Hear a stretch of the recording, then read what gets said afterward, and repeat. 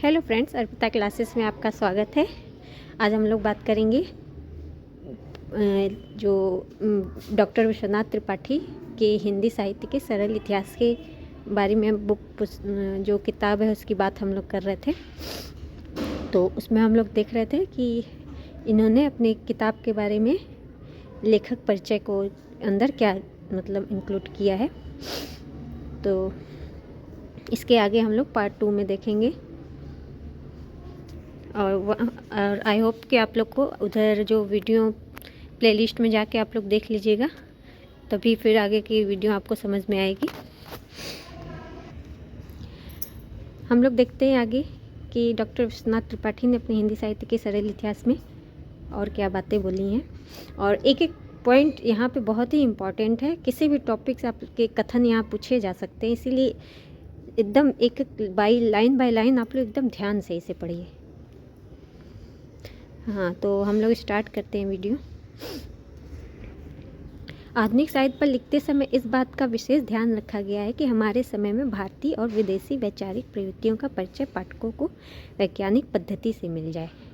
इस पद्धति से वैज्ञानिक पद्धति से और वे भूमंडलीय आधुनिकता बोध से भली भांति ऐसा परिचित हो जाए कि विभिन्न सामाजिक प्रश्नों पर मौलिक विचार करते समय भी उसका उपयोग कर सके।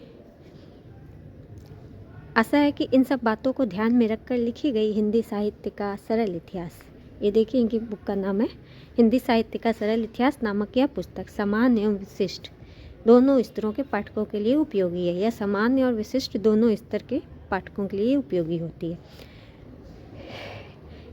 इस पुस्तक को लिखने और तैयार करने की योजना प्रक्रिया में अब देखिए यहाँ पर किसने किसने साथ दिया। डॉक्टर वेद प्रकाश, श्री सीताराम शरण और श्री संजय नाथ ने उपयोगी परामर्श एवं सहयोग दिया। एदर्थ हार्दिक आभार। ये डॉक्टर विश्वनाथ त्रिपाठी, इन्होंने इस वाक्य पे अपने विचार प्रकट किए हैं। इसके बाद हम अब जो आएगा उसमें आपको पता चलेगा कि किस किस टॉपिक पे ये बात कर रहे हैं हिंदी साहित्य के सरल इतिहास में।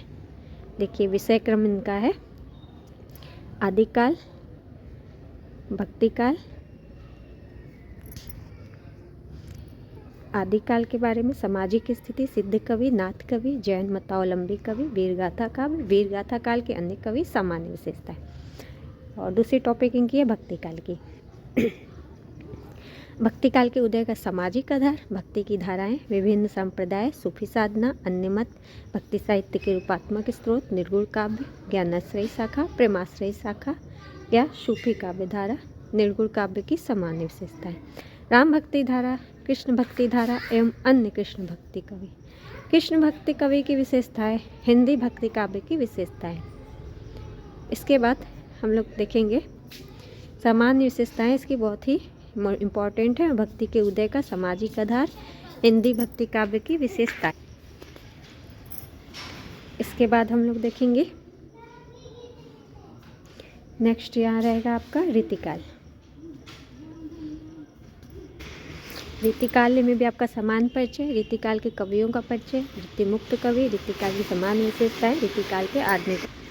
इसके बाद हम लोग देखेंगे आधुनिक काल में पूर्वाभास, खड़ी बोली गद्य का विकास, भारतेंदु युग का साहित्य, भारतेंदु युग के रचनाकार, भारतेंदु युगीन चेतना का विकास, द्विवेदी युग, गांधी युग का साहित्य, यथार्थ और स्वप्न की अभिव्यक्ति, प्रमुख आलोचक, छायावाद, राष्ट्रीय स्वाधीनता एवं शक्ति। नेक्स्ट स्वतंत्र उत्तर हिंदी साहित्य में सामान्य परिचय, भूमंडलीकरण, दलित चेतना, नारी चेतना, उत्तर आधुनिकता, इतिहास का अंत, प्रगतिशील काव्यधारा। इतने सारे टॉपिक हैं स्वतंत्र युक्त। इसके बाद आपका विषय प्रवेश आ जाएगा, ये देखिए। इसके बाद हम लोग इसकी चर्चा नेक्स्ट वीडियो में करेंगे आदिकाल से। तो यहाँ विषय प्रवेश से हम लोग देखेंगे अब कल से। आज इस टॉपिक कौन से टॉपिक हैं इस वीडियो में मैंने आपको बताया है। वीडियो पसंद आए तो इसे लाइक और सब्सक्राइब ज़रूर कर दीजिएगा। और ये बुक जो है उसे मैं कंटिन्यू चलाऊँगी, तो आप लोग मेरे साथ बने रहिए। इस बुक को अगर अच्छे से आप लोग को पढ़ाई करनी है तो ठीक है। तब तक के लिए धन्यवाद। कल मिलते हैं नेक्स्ट वीडियो में।